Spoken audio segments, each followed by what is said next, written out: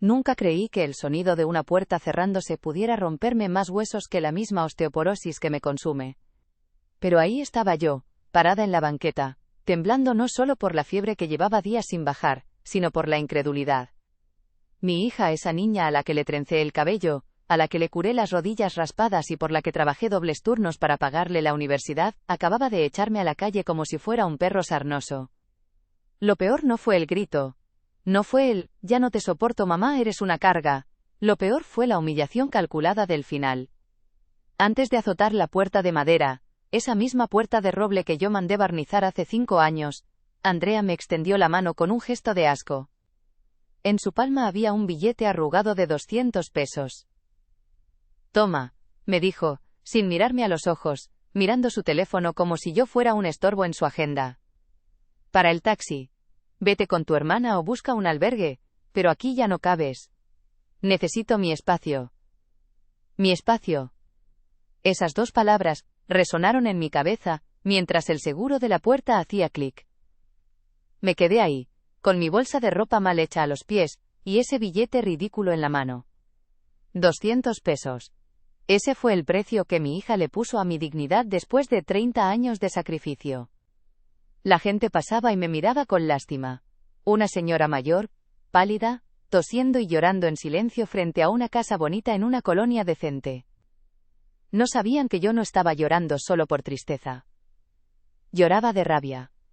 Lloraba porque Andrea, en su soberbia y egoísmo, había olvidado un detalle fundamental. Un detalle que, en medio de mi enfermedad y mi supuesta debilidad, yo había mantenido en silencio para protegerla. Ella cree que esa casa es suya, porque la dejé vivir ahí con su marido cuando se casaron. Cree que es la dueña y señora porque yo me hice pequeña para que ella se sintiera grande. Pero mientras guardaba esos miserables 200 pesos en mi bolsillo, una calma fría, casi metálica, reemplazó mis lágrimas. Andrea acaba de cometer el error más caro de su vida, y ni siquiera lo sospecha. Han pasado 4 horas desde que Andrea me cerró la puerta. Ahora estoy sentada en el sofá de la sala de mi hermana Luisa, con una manta sobre los hombros, y una taza de té de manzanilla que me tiembla en las manos. La fiebre ha bajado un poco, quizás por el efecto de las pastillas que Luisa me obligó a tomar, o tal vez porque el frío del miedo ha sido reemplazado por algo mucho más pesado, la memoria. Mientras miraba el vapor salir de la taza, mi mente viajó 2 años atrás. Necesitaba entender cómo llegamos a esto. ¿En qué momento mi princesa, esa niña que lloraba si yo me tardaba 5 minutos en recogerla de la escuela, se convirtió en el monstruo que me miró con asco esta tarde? Todo comenzó con una mentira piadosa, o eso creí yo. Cuando Andrea se casó con Javier, ese muchacho que nunca me terminó de convencer por su mirada esquiva y sus manos suaves de quien nunca ha trabajado duro, me vinieron con el cuento de que los alquileres estaban imposibles. Solo será por 1 año, mamá, me dijo Andrea con esa voz dulce que sabía que me desarmaba. Ahorramos para el enganche de nuestro departamento y nos vamos. Además, así no estás sola en esa casa tan grande. Yo, tonta, enamorada de la idea de tener a mi hija cerca y quizás, pronto, a un nieto, acepté. Les di la planta alta. Yo me mudé a la habitación de huéspedes en la planta baja. Para darles privacidad, pensé. Qué ingenua. Lo que hice fue cederles el terreno para que empezaran a conquistarlo. El primer año fue decente. Pero luego enfermé. No fue nada grave al principio, una fatiga crónica que se complicó con mis problemas respiratorios. Dejé de trabajar en la tienda y me recluí en casa. Fue entonces cuando la dinámica cambió sutilmente. Al principio, eran comentarios al aire. Mamá, ¿puedes no toser tan fuerte en la noche? Javier tiene el sueño ligero y trabaja temprano.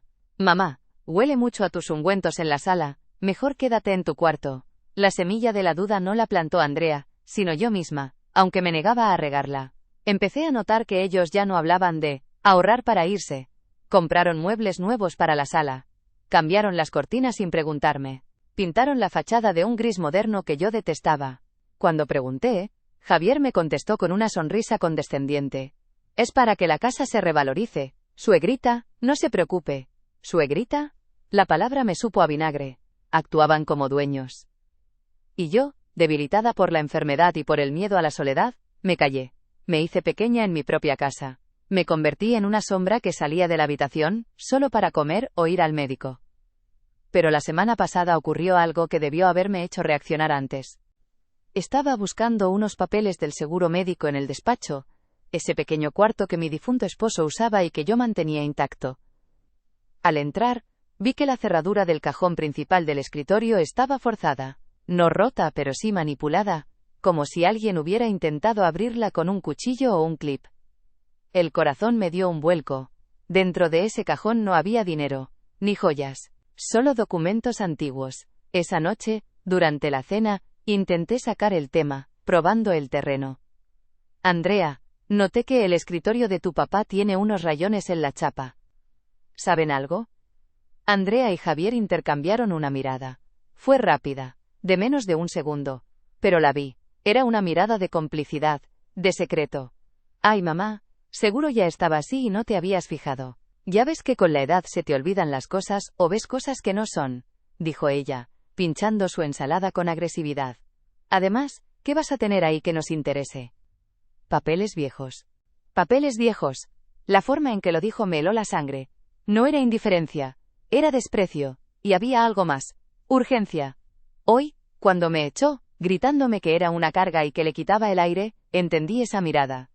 No me echaron solo porque estoy enferma y molesto. Me echaron porque creen que ya no les sirvo. O peor aún, creen que ya tienen lo que querían. Luisa se sienta a mi lado y me saca de mis pensamientos. Está furiosa, quiere ir a gritarles, llamar a la policía. No, Luisa, le digo con la voz ronca pero firme. No vamos a hacer un escándalo. ¿Cómo que no? Es tu casa, Elena. No puedes dejar que esa malagradecida se quede ahí. Es mi casa, repito, y al decirlo en voz alta, algo hace clic en mi cerebro. Exacto. Es mía. Metí la mano en el bolsillo de mi abrigo, buscando el celular para mostrarle algo a Luisa, y mis dedos rozaron el billete de 200 pesos. La humillación volvió a golpearme, pero esta vez, trajo consigo una pregunta vital, una duda que necesitaba despejar ya. Si ellos forzaron el escritorio buscando papeles viejos, ¿qué encontraron exactamente? Porque yo soy vieja, estoy enferma y quizás fui demasiado blanda. Pero no soy estúpida. Me levanté del sofá, ignorando el mareo. Luisa, necesito que me prestes tu coche mañana temprano. ¿Para qué? Preguntó ella, asustada. Tienes que descansar. No. Tengo que ir al banco. Y después, tengo que ir con el notario. Necesito saber si mi hija y su marido son solo unos parásitos crueles, o si han cometido un delito. Porque si creen que la casa es suya, es porque vieron algo, o porque falsificaron algo. Y tengo la terrible sospecha de que la guerra por mi techo apenas acaba de empezar. Han pasado 18 horas desde que me quedé en la banqueta. Amanecí en casa de mi hermana Luisa con el cuerpo cortado, como si me hubieran dado una paliza mientras dormía. La fiebre había cedido un poco, pero la tos persistía, rasposa y seca, recordándome mi fragilidad. Luisa quería que me quedara en cama, que descansara, pero yo sentía una urgencia eléctrica en el pecho. No era ansiedad, era instinto de supervivencia. Llévame al centro, Luisa, le pedí mientras me terminaba el café. Necesito ver al licenciado Bermúdez. Bermúdez es el notario que llevó los papeles de mi casa hace 30 años, y quien redactó mi testamento cuando enviudé. Si alguien sabía en qué situación legal estaba mi propiedad, era él. El trayecto fue silencioso. Yo iba mirando por la ventana, apretando la bolsa de mano contra mi estómago. Al llegar a la notaría, mis piernas temblaban, no sé si por la debilidad, o por el miedo a lo que iba a descubrir. La secretaria, que me conoce de años, me miró con extrañeza. Señora Elena, qué milagro, pensé que estaba usted muy grave. ¿Grave? Pregunté, frunciendo el ceño. Sí, su yerno vino la semana pasada. Dijo que usted ya no estaba en condiciones de salir, que la demencia estaba avanzando rápido. Sentí como si me hubieran echado un balde de agua helada en la espalda. Demencia. Esa era la narrativa que estaban construyendo. No solo querían la casa, querían anularme como persona. Querían que mi palabra no valiera nada para que, cuando yo gritara que me estaban robando, nadie me creyera. Pasé al despacho de Bermúdez. El hombre, canoso y serio, se sorprendió al verme lúcida, aunque demacrada. Le pedí que revisara el estatus de mi propiedad. Todo sigue a tu nombre, Elena. Me confirmó tras revisar el sistema. La escritura está intacta. Pero, hizo una pausa y se quitó los lentes. Javier vino a preguntar por el proceso de interdicción. Quería saber qué se necesitaba para tomar control de tus bienes si un médico te declaraba incapaz. ¿Y qué le dijiste? Que necesitaba un dictamen judicial y peritos médicos. Que no es algo que se hace de la noche a la mañana. Se fue muy molesto. Salí de ahí con la sangre hirviendo. Ahora entendía la prisa. No podían declararme loca legalmente tan rápido como querían, así que optaron por el plan B. Echarme a la calle para quebrarme, para que la enfermedad o la depresión hicieran el trabajo sucio por ellos. Pero necesitaba saber más. Necesitaba saber qué tan lejos habían llegado. Le pedí a Luisa que me llevara a mi casa, o mejor dicho, a la casa que ellos ocupan. Sabía que a esa hora, a las 11 de la mañana, Andrea estaba en su oficina, y Javier supuestamente en el gimnasio. «Estás loca, Elena. Si te ven ahí», me decía Luisa aterrada mientras estacionaba el coche a 2 cuadras. «No me van a ver. Tengo una llave que ellos no conocen. Hace años, escondí una copia de la llave principal dentro de una maceta falsa en el patio trasero. Una vieja costumbre de mi esposo que nunca perdí. Caminé despacio, cuidando que ningún vecino chismoso me viera. Mi propio barrio se sentía ahora como territorio enemigo. Llegué a la puerta trasera. Mis manos temblaban tanto que tardé un siglo en meter la llave. Clic. Abrió. El silencio de la casa me recibió como un fantasma. El olor era distinto. Olía a incienso barato y a comida rápida, no al olor a limpio y lavanda que yo mantenía. Caminé por el pasillo. Vi mis cuadros descolgados y apilados en una esquina del comedor. Vi mi sillón favorito cubierto con ropa sucia de Javier. Pero no me detuve a llorar. Fui directo al despacho, al lugar del crimen. El cajón del escritorio seguía entreabierto, con la cerradura dañada. Lo abrí. Vacío. Se habían llevado todo. Las actas de nacimiento, los pasaportes viejos, las facturas. Subí las escaleras hacia la planta alta, hacia lo que ahora era su dormitorio. Me sentía una ladrona en mi propia vida. Entré a su habitación. Era un caos. Ropa por todos lados, cajas de zapatos nuevos, bolsas de tiendas caras. Con razón no tienen dinero para la renta, pensé con amargura. Empecé a buscar. Cajones, burós, debajo del colchón. Nada de documentos. Estaba a punto de rendirme cuando vi una carpeta de plástico azul, semi-escondida detrás del espejo de cuerpo entero en la esquina. La abrí. Lo primero que vi fue un presupuesto. No era para un departamento, ni para un crédito hipotecario. Era un folleto de El Reposo Eterno, un asilo estatal en las afueras de la ciudad, conocido por sus pésimas condiciones y su bajo costo. En el margen, con la letra redonda de Andrea, había una nota escrita con pluma roja. Opción más barata. 4.500 al mes. Alcanza con su pensión. Se me revolvió el estómago. Querían encerrarme ahí, y usar mi propia pensión para pagarlo, mientras ellos se quedaban con la casa. Pero había algo más debajo del folleto. Un cuaderno de espiral. Era una libreta de notas de Javier. Pasé las hojas rápidamente, leyendo garabatos y cuentas, hasta que llegué a una página reciente. Me detuve en seco. Ahí, escrito con total frialdad, estaba el desglose de una venta. Valor de la casa, 3,5 millones. Venta rápida, sin escriturar a nuestro nombre todavía. 2,8 millones. Comprador, señor Rivas. Trato en efectivo. Y abajo, subrayado 3 veces. Fecha límite para sacar a la vieja. Viernes 15. Hoy era sábado 16. Me habían echado justo a tiempo para cumplir su agenda. De repente, escuché el sonido de un motor en la entrada. Un coche se estacionaba. Se cerró una puerta. Pasos en la grava. Me congelé. Reconocí la voz ronca de Javier hablando por teléfono mientras metía la llave en la puerta principal. Sí, ya está libre la casa. La vieja ya no es problema. Puedes venir a verla hoy mismo. Estaba atrapada en la planta alta. Sin salida. Y con la prueba de su traición en mis manos. Minutos después de escuchar la puerta principal abrirse. Mi corazón golpeaba contra mis costillas con tanta fuerza que temí que el ruido delatara mi presencia. No tenía a dónde ir. La única salida era la escalera, y Javier ya estaba subiendo los primeros escalones, hablando en voz alta con ese tal señor Rivas. La estructura es sólida, don Rivas. Solo necesita una manita de gato en la fachada, pero por dentro, bueno, ya verá los acabados. Es una joya para lo que estamos pidiendo. No tuve opción. Me metí en el vestidor de la habitación principal, mi antigua habitación, y cerré la puerta corrediza, dejando apenas una rendija milimétrica para ver y escuchar. Me abracé a la carpeta azul como si fuera un escudo. El olor a cuero de los zapatos de Javier y su colonia excesiva inundaron el cuarto segundos después. Aquí está la recámara principal, dijo Javier, con esa falsa seguridad de vendedor novato. Amplia, buena luz. Escuché pasos pesados, distintos a los de mi yerno, el tal Rivas. Una voz grave, rasposa, de fumador, llenó el espacio. Javier, dejémonos de rodeos. El precio es bajo porque hay un problema. ¿Cuál es? ¿Humedad? ¿Cimientos?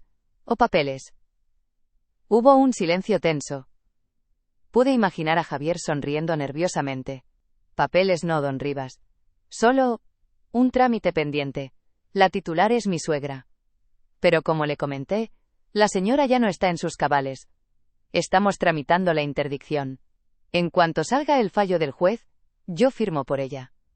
Pero necesito el efectivo hoy para asegurar el trato. Usted me da el adelanto, yo le doy las llaves y usted toma posesión. Cuando salga el papel escrituramos. ¿Y si la vieja se pone difícil?, preguntó Rivas. No se preocupe por eso. Javier soltó una risita que me heló la sangre. Ya nos encargamos. Ya no vive aquí. Digamos que está ubicada en un lugar donde no molestará. La indignación superó a mi miedo. En ese momento, la fiebre desapareció. La debilidad en mis piernas se convirtió en una rigidez de acero. No estaban vendiendo mi casa. La estaban rematando ilegalmente mientras planeaban enterrarme en vida en un asilo de mala muerte. No pensé. No planeé. Simplemente, actué. Abrí la puerta del vestidor de golpe. El sonido del riel metálico fue como un disparo en el silencio de la habitación. Javier dio un salto y se giró, pálido como un papel. El tal Rivas, un hombre bajo y corpulento con traje gris, me miró sorprendido pero no asustado. Buenas tardes, dije. Mi voz salió ronca pero increíblemente firme. Me paré recta, ignorando el mareo. Soy Elena, la dueña de esta casa. Y la única que decide quién vive y quién no vive aquí. Los ojos de Javier casi se salen de sus órbitas. Suegra, balbuceó tratando de recuperar la compostura, pero el sudor en su frente lo delataba. ¿Qué hace aquí? Pensé que estaba con Luisa. Estábamos. Solo. Cállate, Javier. Lo corté en seco. Levanté la carpeta azul. Sé lo del asilo, el reposo eterno. Sé que estás pidiendo 2,8 millones en efectivo. Y sé que le dijiste a este señor que estoy demente. Me giré hacia el comprador, sosteniéndole la mirada. Señor Rivas, lamento que este estafador le haya hecho perder su tiempo. Esta casa no está en venta. Y si usted entrega un solo peso, se convertirá en cómplice de un fraude procesal. Mi abogado ya está al tanto. Rivas miró a Javier, luego a mí, y luego soltó una risa seca, sin humor. Vaya, Javiercito. Me dijiste que era una vegetal. A mí la señora me parece bastante lúcida. No, espere, don Rivas. Ella no sabe lo que dice. Tiene lapsos. Javier intentó agarrar al hombre del brazo, desesperado. Suéltame, gruñó Rivas. Yo no hago negocios sucios que se complican. Arréglate con tu suegra. Y borra mi número. El hombre salió de la habitación, y escuché sus pasos bajando la escalera y el portazo final. El negocio se le había caído. Quedamos Javier y yo en la habitación. El silencio que siguió fue mucho más peligroso que el anterior. La máscara de yerno amable pero torpe desapareció por completo. Su rostro se transformó en una mueca de odio puro que nunca le había visto. ¿Tienes idea de lo que acabas de hacer, vieja estúpida?, siseó, dando un paso hacia mí. Lárgate de mi casa, le ordené, aunque sentí que las rodillas me empezaban a fallar otra vez. Quiero que tú y Andrea saquen sus cosas hoy mismo. Javier se rió. Fue una risa fea, desquiciada. ¿Tu casa? ¿Crees que porque espantaste a un comprador ganaste? Dio otro paso, acorralándome contra el vestidor. Andrea y yo hemos desperdiciado 2 años cuidándote, aguantando tu tos, tu olor a vejez, tus manías. Nos debes esto. Nos lo debes. No les debo nada. Grité, levantando la carpeta. Tengo las pruebas, Javier. Tus notas, el presupuesto del asilo. Su mirada cayó sobre la carpeta en mis manos, y luego en el bolsillo de mi abrigo, donde asomaba mi celular. Dame eso, dijo, extendiendo la mano. No. ¡Que me lo des! Se abalanzó sobre mí. Intenté esquivarlo, pero estoy enferma, y él es joven y fuerte. Me empujó contra la pared. El golpe me sacó el aire. Sentí un dolor agudo en el hombro. De un manotazo, me arrebató la carpeta azul. Con la otra mano, metió sus dedos en mi bolsillo y sacó mi celular antes de que pudiera evitarlo. Javier, no, grité, resbalando hasta el suelo tosiendo sin control. Él retrocedió, jadeando con mis únicas armas en sus manos, las pruebas y mi comunicación con el mundo exterior. «Ibas a ir con el notario, ¿verdad?», dijo, mirando la pantalla de mi celular que se iluminó con un mensaje de Luisa preguntando si estaba bien. «Ibas a denunciar a tu propia hija. ¡Qué madre tan ejemplar!». Caminó hacia la puerta de la habitación. «Javier, devuélveme mis cosas. Necesito mis medicinas», supliqué, sintiendo que la habitación empezaba a dar vueltas. «No vas a ir a ningún lado, Elena. No hasta que llegue Andrea y decidamos qué hacer contigo. Claramente, no puedes andar suelta. Eres un peligro para ti misma. Y para nosotros». Salió del cuarto y cerró la puerta. Escuché el giro de la llave desde afuera. Luego, el ruido de algo pesado, siendo arrastrado contra la puerta para bloquearla. Estaba encerrada. Sin teléfono. Sin pruebas. Y con la certeza aterradora de que mi yerno ya no tenía nada que perder. Han pasado 3 horas desde que Javier me encerró. La habitación estaba en penumbra. El sol se había ocultado, y la única luz que entraba venía de las farolas de la calle, proyectando sombras alargadas que parecían barrotes de una celda. Mi fiebre había vuelto con fuerza, quemándome la piel, pero el frío que sentía por dentro era mucho peor. Estaba sentada en el suelo, recargada contra la cama, abrazando mis rodillas. La sed era insoportable, pero no me atrevía a pedir agua. No a él. Escuché la puerta principal abrirse abajo. Pasos rápidos, tacones golpeando la madera. Andrea. Mi corazón saltó. Una parte estúpida y maternal de mí pensó: ella no sabe. Javier le mintió. Ella vendrá a salvarme. Escuché murmullos agresivos en la escalera. Javier hablaba rápido, justificándose. Se puso loca Andrea. Trajo a un comprador para arruinar el trato. Me atacó. Tuve que quitarle el teléfono para que no llamara a la policía y nos denunciara por secuestro o algo así. Está ahí dentro. Silencio. Unos segundos que parecieron horas. Luego, los pasos de mi hija se acercaron a la puerta. Escuché cómo quitaban el mueble pesado que la bloqueaba. La llave giró. La puerta se abrió y la luz del pasillo me lastimó los ojos. Andrea entró, todavía con su traje sastre de oficina, impecable, pero con el rostro descompuesto por la ira. Javier se quedó atrás, cruzado de brazos, como un perro guardián cobarde. Andrea no corrió a abrazarme. No preguntó cómo me sentía. No me trajo un vaso de agua. Se paró en medio del cuarto, me miró con las manos en la cintura, y soltó un suspiro de fastidio. Como si yo fuera una mancha de vino en su alfombra nueva. ¿Por qué tienes que hacerlo todo tan difícil, mamá? Su voz era hielo puro. La miré, incrédula. ¿Difícil?, susurré, con la garganta seca. Andrea, tu marido me golpeó. Me encerró. Querían venderme al asilo estatal. No es un asilo, es una residencia, me gritó, perdiendo la compostura. Y es lo mejor para ti. Mírate, mamá. Estás enferma, delirando, ya no puedes cuidar esta casa. Nosotros necesitamos el dinero. Tenemos deudas. ¿Deudas por sus lujos?, le repliqué, sintiendo que la rabia me daba una última reserva de energía. Vi las bolsas, Andrea. Vi los zapatos. Vi que vives como rica con el dinero que no tienes. Ella se acercó, se agachó frente a mí y me tomó de los hombros. No fue un gesto cariñoso. Me apretó con fuerza, clavándome las uñas. Escúchame bien. No voy a dejar que arruines mi vida por tu egoísmo de vieja. Javier me dijo que el señor Rivas se fue, pero podemos llamarlo. Podemos arreglarlo. Pero necesito que firmes un poder notarial. Ahora mismo. Sacó de su bolso una hoja doblada y una pluma. Firma esto, cediéndome los derechos de la casa por incapacidad voluntaria, y te prometo que te buscamos un lugar mejor que el reposo eterno, si no firmas. Hizo una pausa, y sus ojos, esos ojos marrones que yo adoraba, se oscurecieron. Te juro que te dejamos aquí encerrada hasta que te pudras. Nadie te va a buscar. Luisa cree que estás loca. Yo ya me encargué de decirle a toda la familia que tienes demencia senil agresiva. En ese momento, algo se rompió dentro de mí. No fue el corazón. Ese ya estaba hecho pedazos. Fue el vínculo. El cordón umbilical invisible que me ataba a ella y me obligaba a perdonarla se cortó. Frente a mí no estaba mi hija. Estaba una delincuente. Una mujer capaz de sacrificar a su madre por estatus social. No, dije. Andrea me soltó y se puso de pie de un salto. Firma. No, grité, reuniendo todo el aire de mis pulmones. Prefiero morirme aquí que darte un solo centavo. Andrea levantó la mano. Por un segundo, pensé que me iba a pegar. Cerré los ojos, esperando el golpe. Pero lo que escuché no fue una bofetada. Fue el sonido de cristales rompiéndose en la planta baja. Y luego, golpes secos en la puerta principal. ¡Poliquía! ¡Abran la puerta! Andrea y Javier se congelaron. El color desapareció de sus rostros. ¿Qué hiciste?, susurró Javier, mirando hacia la ventana. ¿Quién llamó?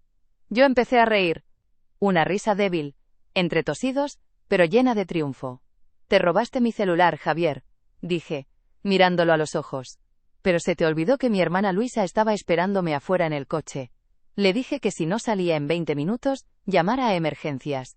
Han pasado 3 horas. Seguramente pensó que me habías matado. Los golpes abajo se hicieron más fuertes. Sabemos que están adentro. Vamos a entrar. Javier corrió hacia el pasillo, presa del pánico. Andrea se quedó mirándome, y por primera vez, vi miedo en sus ojos. No miedo por mí, sino miedo a las consecuencias. Mamá. Su voz cambió, se volvió aguda, infantil. Mamá, diles que fue un malentendido. Diles que te estábamos cuidando. Por favor, si me llevan detenida, pierdo mi trabajo. Pierdo todo. Me miró suplicante, volviendo a ser esa niña que rompía un plato y pedía perdón llorando. Pero yo ya no era esa madre que escondía los pedazos rotos. Tú ya perdiste todo, Andrea, le dije, justo cuando escuchamos el estruendo de la puerta principal cediendo ante la fuerza de los oficiales. Perdiste a tu madre. Segundos después, el pasillo se llenó de uniformes azules y luces de linternas. Luisa entró corriendo detrás de ellos, gritando mi nombre. Cuando me vio en el suelo, pálida y amoratada, se lanzó a abrazarme. Andrea intentó hablar, intentó poner su cara de víctima, pero un oficial la esposó mientras ella gritaba que era mi hija, que era un error. Javier fue arrastrado desde el baño donde intentaba esconderse. Mientras los sacaban, Andrea giró la cabeza para mirarme una última vez. ¿No puedes hacerme esto? ¿Soy tu hija? Luisa me ayudó a levantarme. Yo temblaba pero me mantuve en pie. Vi cómo subían a mi princesa a la patrulla, con las manos en la espalda, ante la mirada curiosa de todos los vecinos que habían salido a ver el espectáculo. La pesadilla física había terminado. Estaba a salvo. La casa seguía siendo mía. Pero mientras la ambulancia llegaba para revisarme, me di cuenta de que la verdadera tortura apenas comenzaba. Tendría que vivir el resto de mis días sabiendo que el monstruo que casi me destruye fue creado por mí. Ha pasado un mes desde aquella noche. Hoy volví a mi casa por primera vez. Ya no huele a la colonia barata de Javier ni a los perfumes dulces de Andrea. Huele a cloro y a pintura fresca. Tuve que contratar a un equipo de limpieza industrial para borrar cualquier rastro de su paso por aquí. Mis muebles han vuelto a su lugar, pero el silencio que inunda estas paredes es tan denso que a veces siento que me ahoga. Físicamente, estoy irreconocible. Y aquí es donde reside la verdadera y macabra ironía de esta historia. Desde que salí de esa casa y dejé de comer lo que mi hija y mi yerno me preparaban, mi enfermedad terminal desapareció milagrosamente. La fiebre se fue. La fatiga crónica se esfumó. Mis pulmones se limpiaron. Los médicos del hospital no encontraban explicación, hasta que llegaron los resultados del análisis toxicológico que pidió la fiscalía. No era vejez. Ni una gripe mal curada. En mi sangre encontraron rastros acumulados de anticongelante y sedantes potentes. Dosis pequeñas, casi imperceptibles, administradas pacientemente en mis té con acento agudo S de la tarde, y mis sopas durante meses. Andrea no solo quería mi casa. Me estaba matando lentamente para conseguirla. Esos 200 pesos que me dio para el taxi no eran para ayudarme, eran para deshacerse del cadáver antes de tiempo porque el comprador, el señor Rivas, tenía prisa. Me echaron a la calle para que muriera lejos y pareciera natural. Ayer recibí una carta desde el reclusorio preventivo. Es de Andrea. Son 3 páginas manchadas de lágrimas donde jura que fue idea de Javier, que ella tenía miedo, que en el fondo me ama. Me suplica que retire los cargos, dice que no soportará el juicio, que está embarazada. Leí la carta sentada en mi sillón, acariciando el contrato que el notario Bermúdez tenía listo para mí hace 2 años, y que nunca llegué a firmar. Y aquí está el golpe final, el chiste cruel del destino que Andrea nunca sabrá. Ese documento era una donación en vida. Yo tenía planeado regalarles la casa por su segundo aniversario de bodas. Iba a darles las escrituras y mudarme a un apartamento pequeño en la costa, dejándoles todo para que formaran su familia. Si hubieran esperado solo 2 meses más, si me hubieran tratado con un mínimo de decencia humana, habrían tenido la casa, el dinero, y a una madre que los adoraba. Ahora, Andrea dará a luz en una enfermería penitenciaria. Javier enfrenta cargos por intento de homicidio y fraude. Y yo estoy sola en esta casa enorme que vale millones, sana y salva, pero con el alma muerta. Me quedo mirando el billete de 200 pesos que guardé como recuerdo. Al final, eso es lo único que mi hija realmente me dio, el precio exacto de su amor por mí.